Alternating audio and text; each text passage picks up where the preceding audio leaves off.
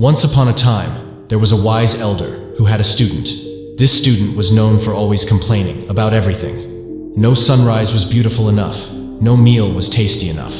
No matter what happened, he would find something to grumble about. One sunny day, the wise elder decided to teach his student a lesson. He took a handful of salt from a pouch in his kitchen and asked the student to follow him. They first stopped by a small hut where there was a tiny cup of water on a wooden table. The elder carefully poured the salt into the cup and stirred it until the salt was completely dissolved. He then asked his student to taste it. The student made a face as he took a sip. "It's so bitter and salty," he exclaimed. The elder simply nodded and asked the student to follow him again. This time they walked for a while until they reached a large, beautiful lake surrounded by trees. The sun was shining on the lake, making the water sparkle like diamonds. The elder took the same amount of salt and threw it into the lake. He waited for a moment before instructing his student to taste the water from the lake. The student was confused, but he did as he was told and took a sip. After swallowing, he looked surprised and said, "This water is fresh and sweet." The elder looked at his student and said, "The troubles in life are like the salt in the water. Their impact on us depends on the container we put them in. When you put your problem in a small cup, like your narrow mind, they seem bitter and hard to bear.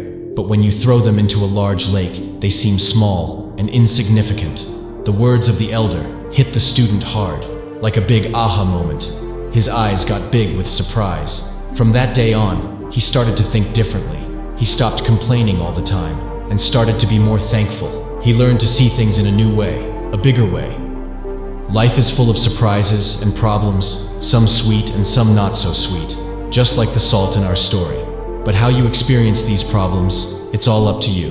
When you let small troubles fill your mind, they can seem big and hard to bear.